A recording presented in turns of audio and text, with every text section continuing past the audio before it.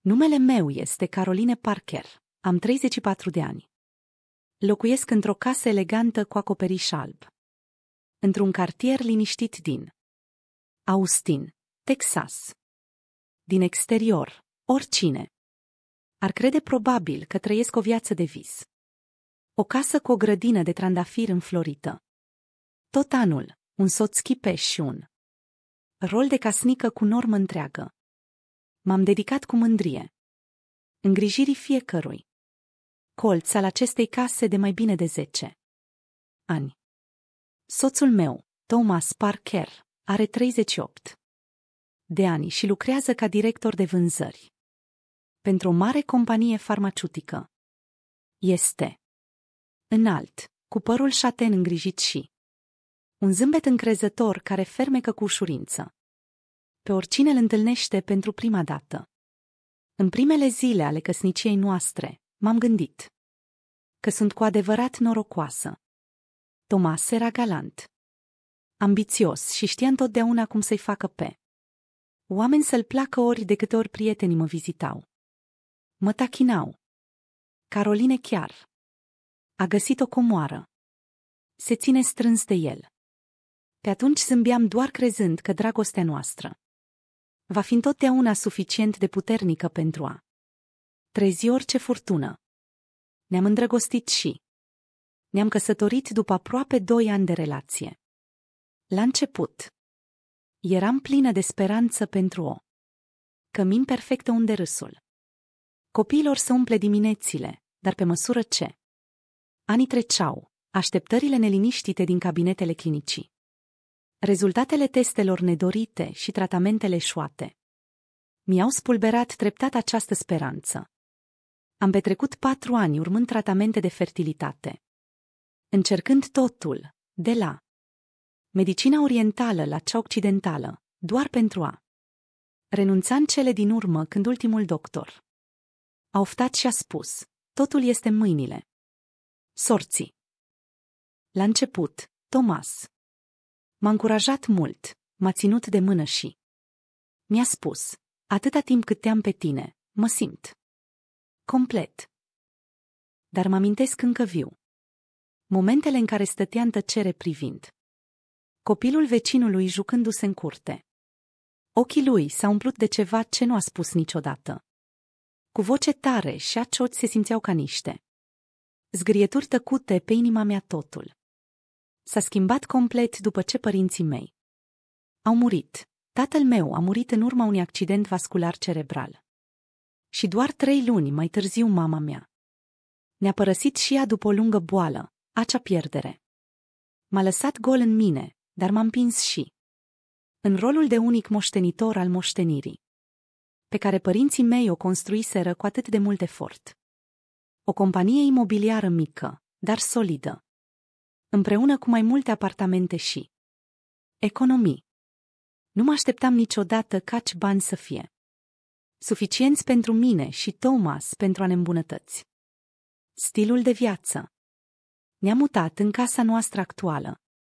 Am cumpărat un SUV nou și am fost în vacanță de cel puțin 2 ori pe an la stațiuni de lux din Florida sau California. Am început să observ cum privirea lui Thomas se schimba nu atât la mine, cât la tot ce mă înconjura. Atunci am simțit pentru prima dată o vagă neliniște pe care nu o puteam numi. Oamenii din jurul nostru încă ne vedeau ca pe cuplul perfect. Fotografiile pline de farmec de la Check-in, petrecerile scumpe cu vin, urările invidioase de bine, ori de câte ori postam ceva pe rețelele de socializare, totul era ca o perdea care acoperea nopțile în care stăteam treaz ascultându-mi propria mărime singură. Uneori mă întrebam dacă abundența materială erodează în liniște ceva ce odinioară părea atât de solid între noi, dar apoi mă asiguram că poate eram doar prea sensibilă. Thomas încă părea a fi bărbatul ideal în ochii prietenului nostru, încă îmi spunea lucruri dulci în fața celorlalți, dar nu m-am putut abține să nu observ distanța crescândă din gesturile lui. Ori zâmbea, dar ochii lui nu mai conțineau acea lumină caldă pe care o țineau odinioară și, în interiorul acestei case complet utilate, mă simțeam uneori ca o străină în propria mea viață. Nu m-am așteptat niciodată ca averea pe care o credeam un dar al destinului să fie ceea ce mă trăgea într-un curent subteran pe care nu l-am văzut niciodată venind. În lunile de după ce ne-am mutat în noua noastră casă, am început să văd mai multe schimbări la Thomas. El nu mai părea nerăbdător să vină acasă. Cinele confortabile, care obișnuiau să fie rutina noastră, au fost înlocuite de scurte mesaje text: sunt ocupat cu munca, nu mă așteptați la cină. La început am încercat să mă conving că era doar o fază dificilă la serviciu, dar în timp explicațiile lui au devenit atât de repetitive încât păreau goale și nu mi-am putut opri inima să se strângă. Cu un sentiment crescând de neliniște în aceste zile, Thomas venea acasă târziu aproape în fiecare noapte. În multe seri, abia când ceasorul bătea ora 22, intra pe ușă arătând obosit, dar în mod ciudat ochii lui sclipeau cu entuziasm ciudat. În unele nopți, când întrebam ușor: e totul în regulă la serviciu? Thomas zâmbea ușor și spunea doar: multe proiecte noi, nu-ți face griji. Dar indiferența din tonul lui nu m-a făcut decât să și mai anxioasă. Ceea ce mă tulbura cel mai mult era telefonul lui. Thomas nu-și mai lăsa telefonul pe masă, așa cum înainte îl ținea mereu la el și când primea un apel ieșea repede pe balcon sau la garaj, evitându-mi privirea. Uneori îl auzeam vorbind cu o voce atât de joasă încât era aproape o șoaptă, deși obișnuia să-mi împărtășească totul. Convorbiri de serviciu și chiar discuții ocazionale cu colegi. Odată, când am ieșit pe neașteptate pe balcon, el a încheiat apelul în grabă și a forțat o privire calmă, care era un contract important pentru un client. Mâine, dar auzisem clar vocea unei femei la celălalt capăt al firului, râzând încet. Nu părea a fi vreun client pe care îl menționase vreodată. Thomas s-a oprit și el să-mi arate extrasele de cont lunare ale cardului de credit. Ca și cum ar fi. Am întrebat când am întrebat: poți să mi le dai ca să pot gestiona cheltuielile noastre? Mi-a răspuns rapid: mă voi ocupa singur, nu vreau să încurc prea multă bătaie de cap cu cardul de serviciu. Fața lui a arătat o licărire de iritare care m-a uimit. A fost prima dată în căsnicia noastră când părea enervat când am întrebat despre finanțe, ceva ce am fost întotdeauna de acord că va fi complet transparent.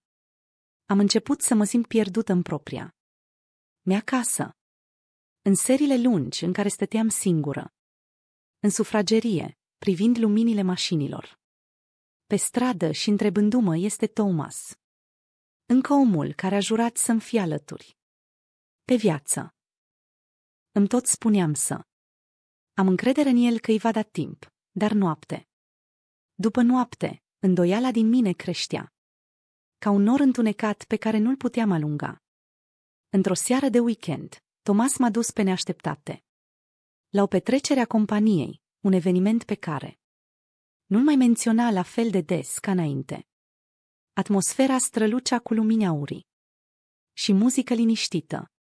Thomas a râs și a vorbit cu toată lumea ca și cum nimic nu ar fi fost în neregulă.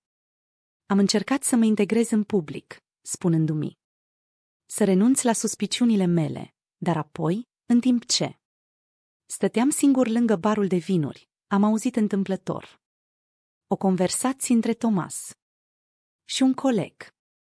Thomas s-a plecat spre persoană, vocea lui lăsând proiectul în San Antonio este aproape încheiat după asta, Voi avea mai multă libertate. Colegul a chicotit ușor. Ești cu adevărat discret în privința asta. Ai lăsat vreo urmă. Thomas a luat o înghițitură de vin. Ochii lui sclipeau cu ceva ce nu-mi puteam da seama. Era îngrijorare sau entuziasm? Nu-ți face griji, totul este sub control. San Antonio, nu-l mai auzisem niciodată pe Thomas menționând vreun proiect acolo. Orașul acela s-a terminat. La 160 de kilometri de Austin, nu e un loc. De obicei lucrează, inima îmi bătea cu putere încercând să înghit valul de anxietate care se ridica. În mine, nu m-am putut îndura să mă mișc în noaptea aceea, în drum spre casă, Thomas m-a ținut de mână în continuare, soțul blând, pe care toată lumea îl admira, dar nu mai simțeam nici o căldură în acea mână și știam că îndoiala din inima mea nu mai putea fi îndepărtată. Credeam că sunt suficient de calmă să înfrunt schimbările din Thomas, dar apoi un telefon de la cea mai bună prietenă mea. Alison a reaprins focul suspiciunii. Încercasem atât de mult să stin aceste zile trecute. Alison fusese prietena mea din facultate și acum lucra la o companie media din Houston, în ziua aceea, exact când îmi puneam ceașca de ceai pe masă. A sunat telefonul, vocea ei s-a auzit puțin entantă, dar plină de îngrijorare. Caroline, trebuie să-ți spun ceva. Săptămâna trecută am fost într-o călătorie de afaceri în San Antonio, nu sunt complet sigură, dar l-am văzut pe Thomas, am înlemnit, strângând telefonul. Strâns. Ce-ai spus? Am continuat să-mi spun. Poate m-am înșelat, dar era cu siguranță Thomas. El stătea într-o cafenea mică lângă stația de autobuz cu o blondă mai tânără decât tine. Păreau destul de apropiați. Nu vreau să trag concluzii pripite, dar nu mi s-a părut deloc bine. Am simțit cum mi se strânge gâtul. Inima îmi bătea, bufnind de parcă ar fi izbucnit. Din piept, m-am forțat să rămân calmă și am mulțumit lui Alison că mi-a spus. În noaptea aceea, am stat lângă fereastră și m-am uitat la cerul liniștit al nopții, în timp ce inima mea se agita, atâtea întrebări s-au repezit. Deodată, cine era acea femeie? De ce mă ascundea? Thomas asta și de ce? Totul părea să se potrivească cu semnele pe care le văzusem în tot acest timp. 3 zile mai târziu, Thomas a venit acasă pe neașteptate mai devreme decât de obicei. Fața lui s-a luminat neobișnuit de puternic în timp ce intra în casă și înainte să să spun ceva, a vorbit. Cred. Avem nevoie de ceva timp doar pentru noi. Hai să mergem la New Orleans în weekendul acesta. Am deja rezervat o cameră la un hotel de pe Riverside. Putem reaprinde lucrurile. Ce zici? Am fost surprinsă că Thomas folosea munca ca scuză pentru a evita momente private de acest gen de mai bine de un an. Această ofertă bruscă m-a făcut să mă simt fericită și neliniștită în același timp. Am încercat să maschez neliniștea cu o expresie calmă. Chiar ai vrut să spui asta? Thomas m-a îmbrățișat, apăsându-și obrazul de părul meu. Vocea lui era caldă, dar în mod ciudat am simțit un fior. Te iubesc, asta e tot ce trebuie să-ți amintești. Caroline, privirea lui era profund în timp ce se uita la mine, dar cumva am văzut în ea ceva care se simțea ca toată noaptea dinaintea călătoriei am stat trează. Când Thomas s-a adormit în sfârșit, am stătut tăcută în lumina slabă, impulsiv. Am deschis servieta lui, pe care o ținea mereu aproape. Nu intenționam să invadez intimitatea soțului meu, dar ceva din interior m-a împins să găsesc adevărul înăuntru. Pe lângă laptopul și caietul lui, am găsit un dosar gros cu o copertă albastru pal. Mâna mi-a tremurat când l-am scos. Centrul de Sănătate Mentală Austin. Fișier medical. Cuvintele tipărite de pe copertă m-au uimit. Inima mi-a bătut nebunește. În timp ce eu am răsfoit primele pagini. Termeni medicali complicați și diagrame marcate cu roșu, pe care nu le-am înțeles. Am umplut dosarul, dar o secțiune mi-a atras. Atenția! Avea numele meu, Caroline Parker. Simptome de evaluare preliminară. Compatibile cu tulburarea delirantă, vederea mea. Încețoșată, nu am îndrăznit să citesc. Mai departe, mâinile mele au împăturit dosarul și l-au pus la loc exact așa cum era. M-am prăbușit pe podea dormitorului, lacrimi și roindumi pe față, dar nu am îndrăznit să scot niciun sunet. Deodată mi-au trecut prin minte amintiri. Steaua îndepărtată a lui Thomas, nopțile în care a venit acasă târziu. Misteriosul îi cheamă. Cuvintele mai devreme, asta e tot ce trebuie să ții minte, te iubesc, nu mai știam. Ce era adevărat și ce era o minciună? Călătoria la New Orleans a fost doar o evadare pentru vindecare sau a fost începutul la ceva mult mai rău decât îmi puteam imagina? Călătoria la New Orleans s-a început sub lumina bâlândă a soarelui dimineții, dar atmosfera din mașină era neobișnuit de grea. Thomas și-a îndreptat privirea spre drum, dar neputând să-și ascundă tensiunea, se uita în continuu la oglinda retrovizoare atât de mult încât a trebuit să întrebi: e ceva în neregulă, cineva ne urmărește. Thomas s-a râs încordat, fără să se întoarcă să se uite la mine. Nu e nimic, cred că sunt doar obosit și puțin încordat, nu-ți face gris. Dar acel râs nu m-a mai liniștit pe tot parcursul conducerii. A răspuns la mai multe apeluri vorbind atât de încet încât abia îi auzeam mâinile strângând volanul până când articulațiile i s-au albit. Am stat lângă el în tăcere, ascultându-mi bătăile inimii. Fiecare minut care treceam făcea să crească neliniștea. Pe la prânz, ne-am oprit la o benzinărie veche de-a lungul drumului, înconjurată de pustiul Louisianei. Pe un indicator decolorat scria BU, opriți benzina. Legănându-se în briză, Thomas s-a oprit motorul și s-a uitat la mine. Vrei să intri să iei niște apă sau ceva? Voi umple rezervorul, apoi vom pleca. Din nou. Am dat din cap și am ieșit în timp ce Thomas s-a îndreptat spre pompă. Un tânăr cu pielea bronzată, într-o uniformă albastră ponosită. A venit peste eticheta lui cu numele și a citit TE. A început să pompeze benzină, dar s-a uitat subtil la mine pe geam, iar Thomas s-a întors cu spatele să verifice spatele mașinii.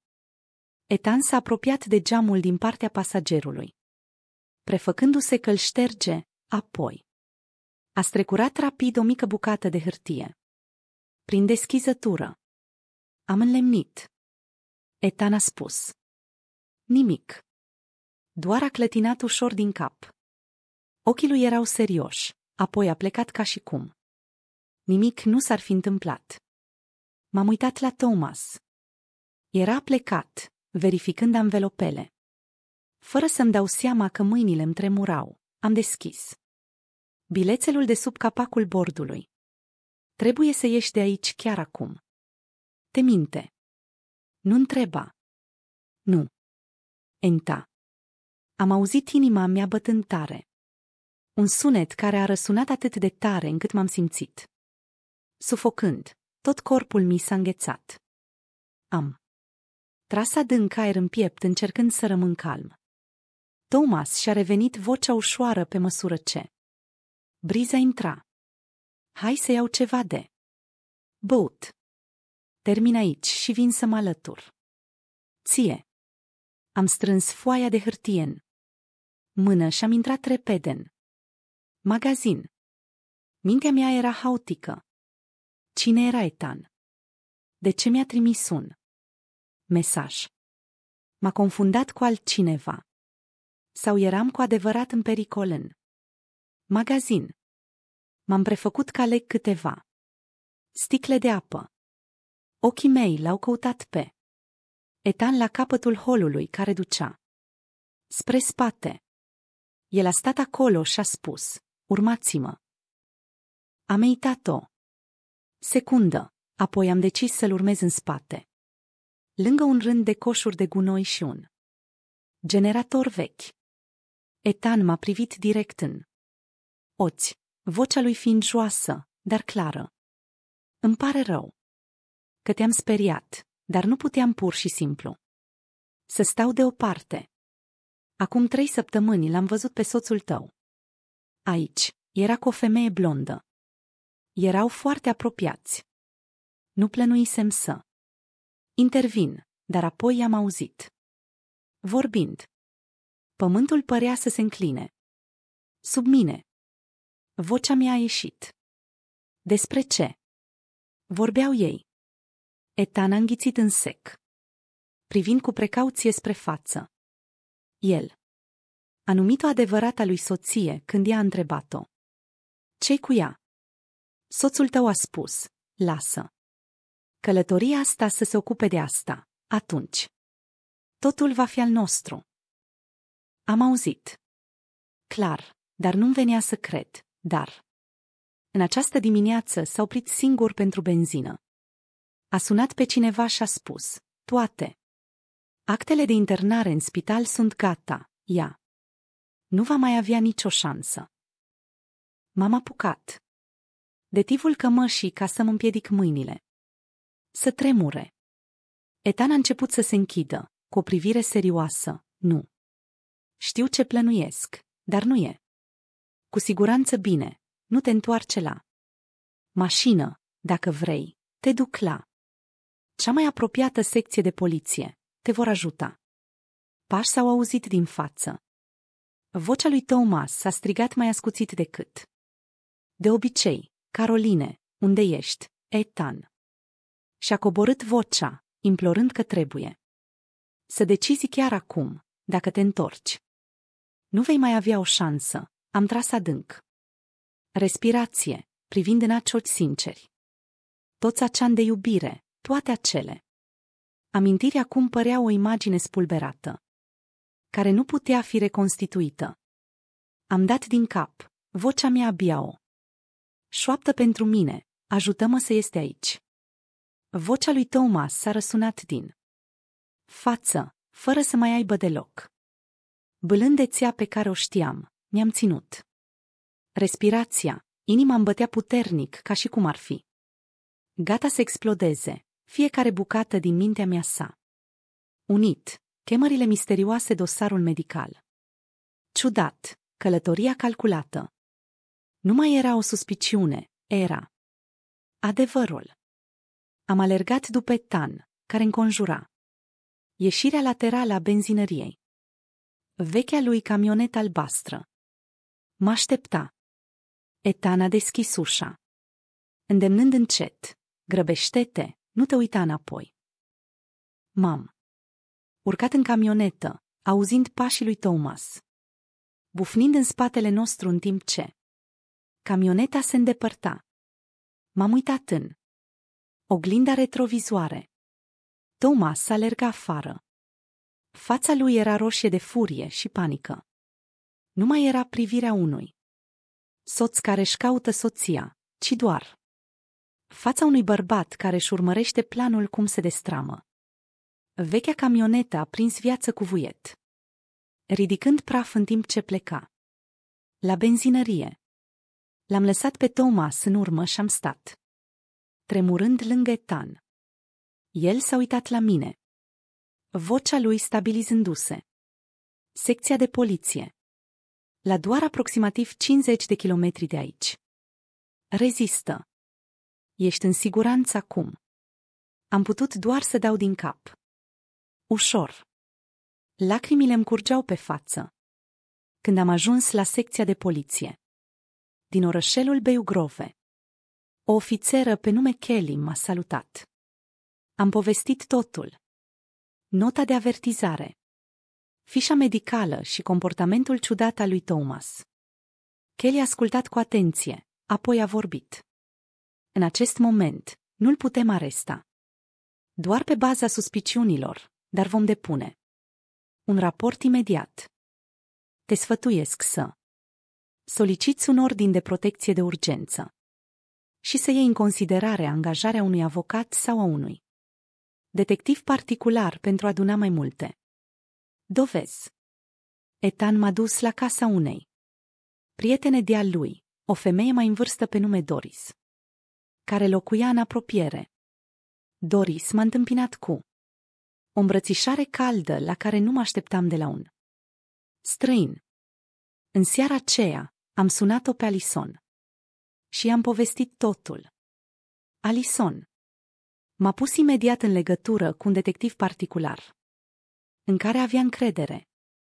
Nathan Brooks, un specialist în cazuri de fraudă conjugală.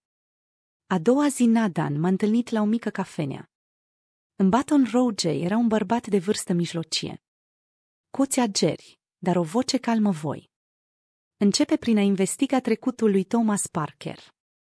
Bănuiesc că este ceva în neregulă cu identitatea și viața lui 3 zile. Mai târziu Nathan mi-a spus tonul lui serios. Caroline, trebuie să te văd imediat. Am descoperit adevărul la micul lui birou. Nathan mi-a înmânat un dosar gros. Deasupra era o fotografie cu Thomas stând lângă o femeie blondă și 2 copii gemeni de aproximativ 8 ani, făcută în fața unei case din Jackson, Mississippi. A arătat spre fotografia soțul tău. Numele real este Thomas Grinare. O altă familie în Jackson în ultimii 10 ani. Acea femeie este Amanda Green, soția lui, legală din Mississippi. Cei 2 copii sunt ai lui. Am fost uimită 10 ani. Asta a însemnat că atunci când el și cu mine eram încă proaspăt căsătoriți, el avea deja o altă familie. Nathan și-a continuat vocea gravă. Au complotat să vă preia bunurile. Am obținut un mandat de acces în înregistrările apelurilor lui Thomas. Înregistrează că a vorbit cu un bărbat pe nume Samuel, un psihiatru, despre crearea unui dosar fals pentru tine, pregătindu-se să te interneze sub un diagnostic fals pentru a-ți controla bunul. El mi-a dat extrasele de cont bancare ale lui Thomas. Plățile efectuate către Dr. Samuel împreună cu taxa de plată. Pentru pregătirea dosarului, mâinile mi-au tremurat în timp ce țineam acele hârtii. Totul era mai clar ca niciodată. Bărbatul pe care l-am iubit și în care am avut încredere în toți acești ani a fost de fapt un impostor, folosindu-mi încrederea pentru a încerca să ia tot ce Nathan a pus. Mâna lui ușor pe masă, ochii lui plini de hotărâre. Acum e momentul să ai nevoie de un avocat bun. Pot recomanda pe cineva. Vom lucra împreună pentru a te proteja și a-l aduce în fața justiției. Am tras adânc respirație. Inima mea durea, dar era plină de o nouă hotărâre ciudată, chiar dacă trecutul fusese construit pe minciuni. Nu-l voi lăsa să-mi distrugă restul vieții. După întâlnirea cu Nathan Brooks, am știut că nu pot amâna nici măcar o zi. Cu toată puterea care mai rămăsese, am luat telefonul și am sunat Alison. Cerei să mă pun în legătură cu un avocat suficient de puternic care să mă ajute să duc această bătălie juridică dificilă fără intare.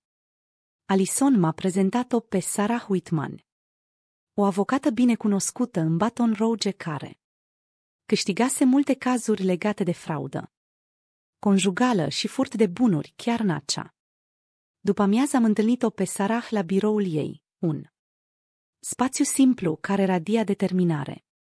Prin dosarele groase îngrămădite pe birou, Sarah m-a ascultat în timp ce vorbeam, ochii ei luminându-se de hotărâre. Caroline, Acest dosar este suficient pentru a-l acuza pe Thomas de bigamie și fraudă. Primul lucru pe care trebuie să-l facem este să solicităm imediat un ordin de înghețare a tuturor conturilor comune și individuale pentru a preveni orice tranzacții. Cu sprijinul lui Sarah și Nathan, am semnat rapid toate documentele necesare. Doar 2 zile mai târziu, instanța a aprobat ordinul de înghețare a conturilor și activelor imobiliare pe care Thomas le deținea. În coproprietate cu mine, în același timp, Sarah a depus oficial plângeri la autoritățile din Louisiana și Mississippi, cele 2 locuri unde Thomas operase sub identitatea sa falsă. Furtuna a început. Thomas cu siguranță niciodată nu m-am așteptat să pot acționa atât de repede și decisiv. 3 zile mai târziu, poliția care lucra în ambele state a făcut o razie și l-a arestat pe Thomas la un apartament închiriat lângă granița cu Texas, unde se ascundea, după ce și-a dat seama că planurile sale eșuaseră. Amanda Green, adevărata lui soție, a fost, de asemenea, reținută pentru anchetă sub acuzația de complicitate. Încă mă amintesc clar momentul în care am pășit în sala de judecată pentru prima dată. Inima mea bătut puternic în piept când l-am văzut pe Thomas condus cătuș, fără să semene deloc cu bărbatul încrezător și politicos care stătea odată lângă mine. Fața lui arăta pură amărăciune când m-a văzut stând acolo.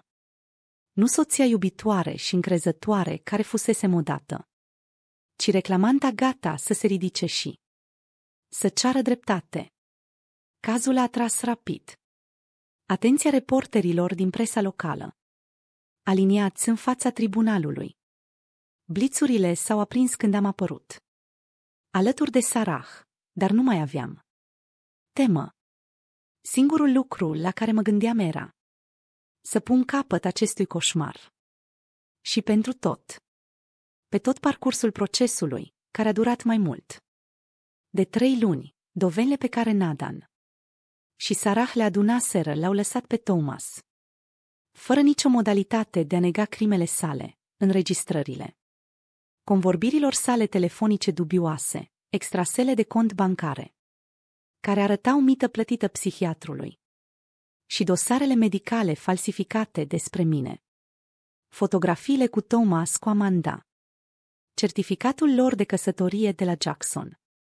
Totul a fost prezentat în instanță. În final, verdictul a fost pronunțat: inculpatul Thomas Green este condamnat la 7 ani de închisoare pentru bigamie și fraudă cu averi. Amanda Green este condamnat la 3 ani de închisoare.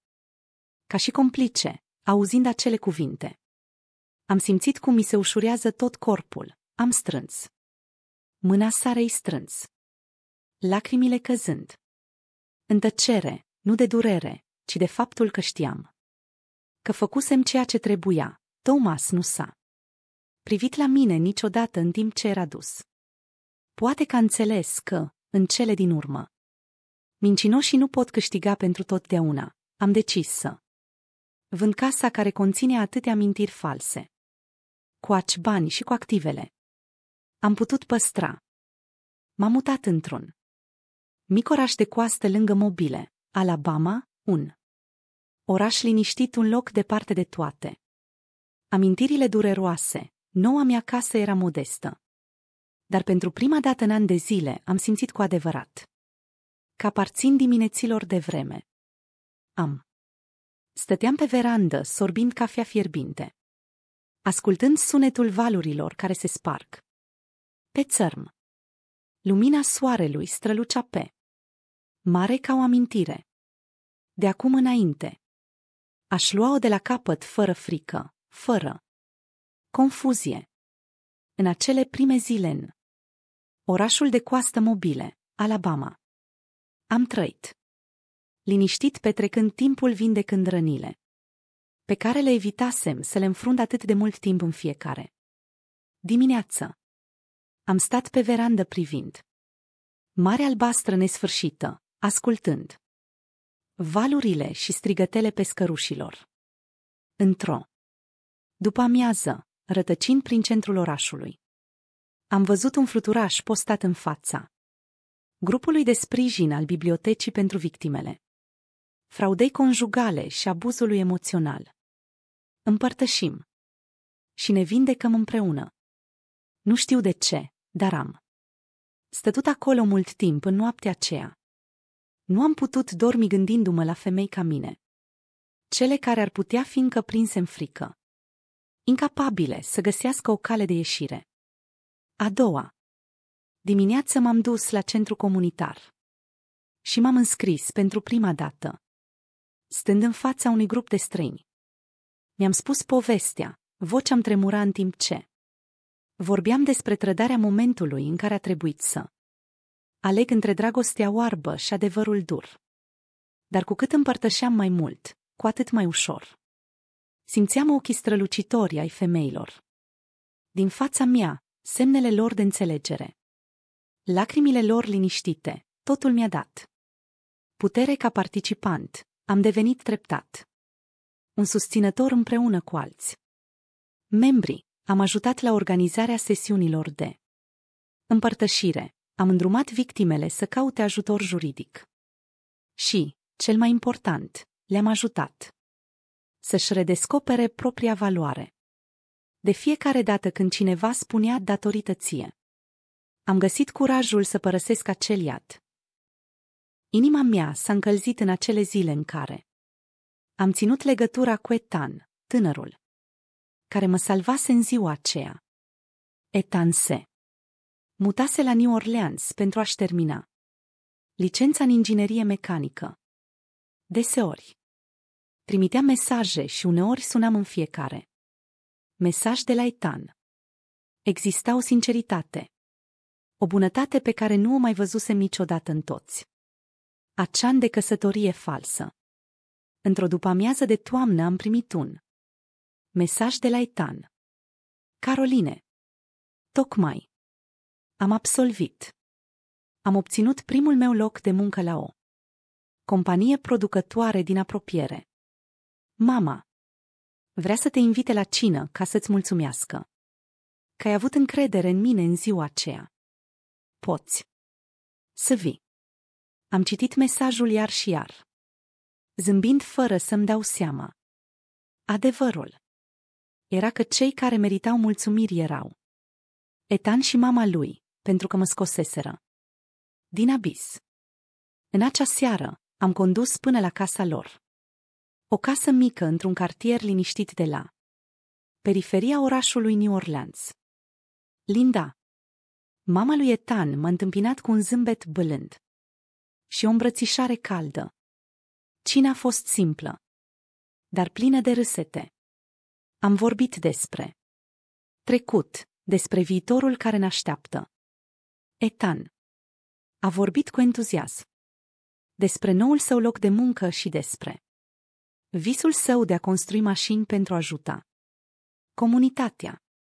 Linda, cuți mândri, a împărtășit despre greutățile creșterii unui copil singur și regretul de a fi văzut odată o persoană iubită fiind exploatată. Am stat acolo ascultând, simțind o pace pe care nu o mai cunoscusem de atât de mult timp, printre oameni care împărtășeau fără legături de sânge, fără trecut comun. Am simțit ceea ce am dorit în toți acești ani, bunătate autentică, inimi sincere, fără agende ascunse, în timp ce ne luam rămas bun. Linda m-a ținut de mână, vocea ei încărcată de emoție. Caroline, mulțumesc că nu i-ai întors spatele fiului meu în ziua aceea, din cauza ta. A crescut atât de mult. I-am strâns ușor mâna, vorbind din inimă. Ethan a fost cel care m-a salvat și din cauza asta am învățat că adevărata familie nu înseamnă sânge, ci cei care te tratează din toată inima. În acea noapte, în drum spre Spre casă, m-am oprit pe plajă, am deschis ușa ca să aud mai bine valurile. Cerul nopții strălucea de stele și am știut. Viața mea intrase cu adevărat într-un nou capitol. Un capitol de libertate, putere și recunoștință pentru sufletele bune care m-au condus. Eu, din întuneric, privind înapoi la călătoria mea, înțeleg că ceea ce părea cea mai profundă durere a fost de fapt începutul unei noi vieți pline de sens, din partea unei soți înșelate. M-am regăsit din nou, mai puternic, mai liber și mai apreciativ pentru adevăratele valori ale vieții. Am învățat că familia nu este necesară. Cei care îți împărtășesc sângele, dar și cei care vin la tine cu sinceritate și bunătate. Acum trăiesc pentru a răspândi speranța mergând alături de cei care, ca și mine, s-au simțit odată pierduți. Ce părere ai despre povestea lui Caroline și despre călătoria ei de redescoperire? Împărtășește-ți gândurile mai jos și spune-ne cum te simți. Nu uita să urmărești canalul pentru mai multe povești inspiratoare despre familie și